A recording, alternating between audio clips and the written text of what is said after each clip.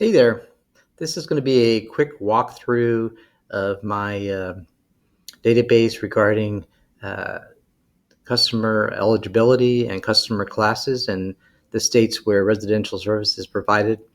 In all of my tables, I have excluded states that only serve large CNI. I think those are easier states to deal with, and I'd rather focus just on the states where the more complicated customer protection rules apply, and that would be in cases where residential or small commercial is used. So the table was relatively easy to create in terms of format, a little more difficult to create in terms of the content.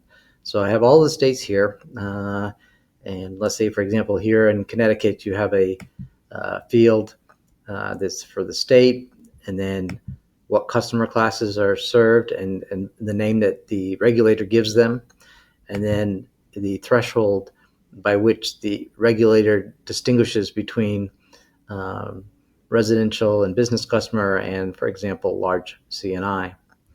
Um, these can become important when you're trying to find out whether you're going to have to apply the customer protection rules to a customer that's right on the threshold and might be actually be considered a large CNI customer. Um, Sometimes that distinction is drawn in terms of a narrative based on a definition and a tariff. So I've identified all those states and each of those thresholds, how they're uniquely identified.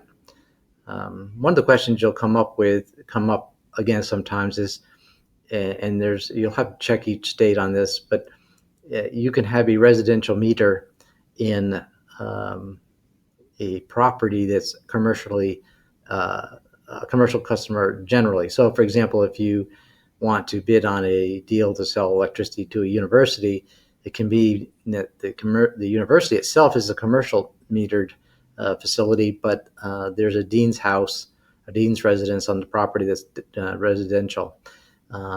Different states have different rules regarding whether or not you can serve the residential customer as if it were a commercial customer. And you should check that carefully with your counsel because that can change from time to time. But I hope you find this table helpful.